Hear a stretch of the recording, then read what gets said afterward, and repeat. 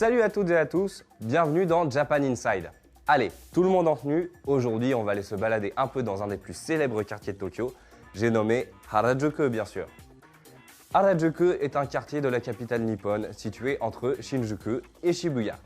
Shinjuku c'est le gros quartier d'affaires et d'administration avec les buildings adaptés. Et Shibuya, ce serait plutôt le quartier de la nuit. Vous avez forcément déjà vu des images de Shibuya. C'est un peu le Times Square japonais avec toutes les enseignes lumineuses et ce fameux quadruple passage piéton. Là, vous voyez ce que je veux dire.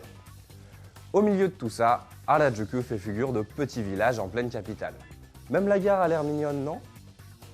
Sa particularité est que le week-end, les jeunes gens s'y habillent dans des tenues incroyables à la pointe de la mode. On peut trouver quasiment tous les styles. Gothic lolitas, cyberpunks, maids, mais aussi des cosplayers, des ganguro girls, sorte de bimbo local, ou encore des bandes de urahara, style vestimentaire inspiré par le hip-hop, le skate et le street art. Cette diversité de styles et l'engouement que provoque ce quartier tient pour beaucoup au fait que la semaine, les étudiants japonais sont soumis au traditionnel uniforme de classe. Pas très fantaisiste donc la tenue pour aller en cours, mais on se rattrape dès que l'école est finie. Les origines du quartier remontent à la fin de la Seconde Guerre mondiale. Après la défaite japonaise, les Américains s'installent ici, en plein centre de Tokyo, dans une zone qui s'appelle à l'époque Washington Heights. Les jeunes japonais sont extrêmement curieux de découvrir le mode de vie et la culture occidentale totalement différente de la leur. Les ressortissants américains faisant partie des habitants les plus fortunés du Japon à l'époque, les commerces fleurissent rapidement dans le quartier. Plus tard, dans les années 60, avec notamment la tenue des Jeux Olympiques d'été de 1964, la zone est réaménagée avec la construction de nombreux immeubles d'habitation et très vite ce sont des créateurs de mode, des designers, top modèles et autres photographes qui viennent s'y installer. Bref, en moins de temps qu'il n'en faut pour enfiler un kimono, le quartier devient une capitale mondiale de la mode. C'est à ce moment-là que l'endroit est définitivement baptisé Harajuku. Si vous avez la chance de faire un tour au Japon, il faut absolument aller visiter Harajuku. Il y a deux rues très importantes à retenir. Omotesando, la grande avenue où on trouve des boutiques de luxe, toutes les grandes marques internationales, dont beaucoup de grandes maisons de la mode française. Et Takeshita-dori ou Takeshita Street. Ici, c'est le paradis de la mode avec de nombreuses boutiques de vêtements et accessoires spécialisés dans différentes catégories.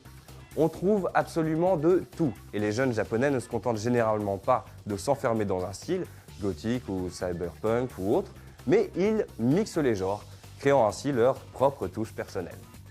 Pour les épauler dans cette quête frénétique de la mode, ils peuvent aussi visiter un des nombreux 100 yen shop, autrement dit des magasins où tout est à 1 euro, pour trouver les accessoires les plus fous et aussi grignoter un morceau.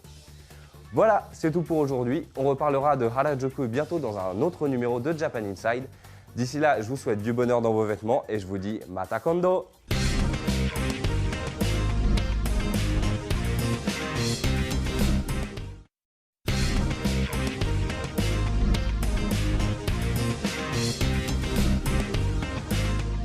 Salut à toutes et à tous, bienvenue dans Japan Inside. Allez, tout le monde en tenue, aujourd'hui on va aller se balader un peu dans un des plus célèbres quartiers de Tokyo, j'ai nommé Harajuku bien sûr. Harajuku est un quartier de la capitale nippone situé entre Shinjuku et Shibuya. Shinjuku c'est le gros quartier d'affaires et d'administration avec les buildings adaptés. Et Shibuya, ce serait plutôt le quartier de la nuit. Vous avez forcément déjà vu des images de Shibuya. C'est un peu le Times Square japonais avec toutes les enseignes lumineuses et ce fameux quadruple passage piéton. Là, vous voyez ce que je veux dire. Au milieu de tout ça, Harajuku fait figure de petit village en pleine capitale. Même la gare a l'air mignonne, non? Sa particularité est que le week-end, les jeunes gens s'y habillent dans des tenues incroyables à la pointe de la mode. On peut trouver quasiment tous les styles. Gothic lolitas, cyberpunks, maids, mais aussi des cosplayers, des ganguro girls, sorte de bimbo local, ou encore des bandes de urahara, style vestimentaire inspiré par le hip-hop, le skate et le street art.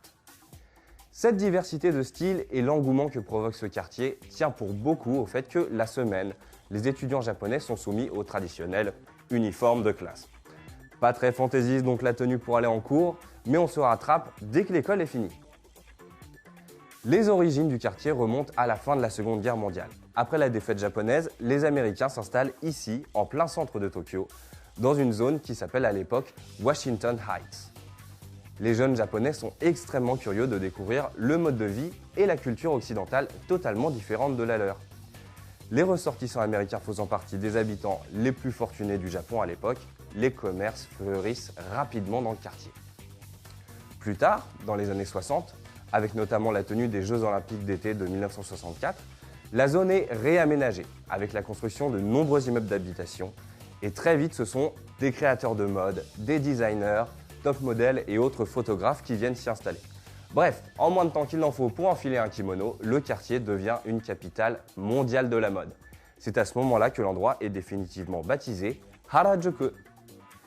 Si vous avez la chance de faire un tour au Japon, il faut absolument aller visiter Harajuku. Il y a 2 rues très importantes à retenir.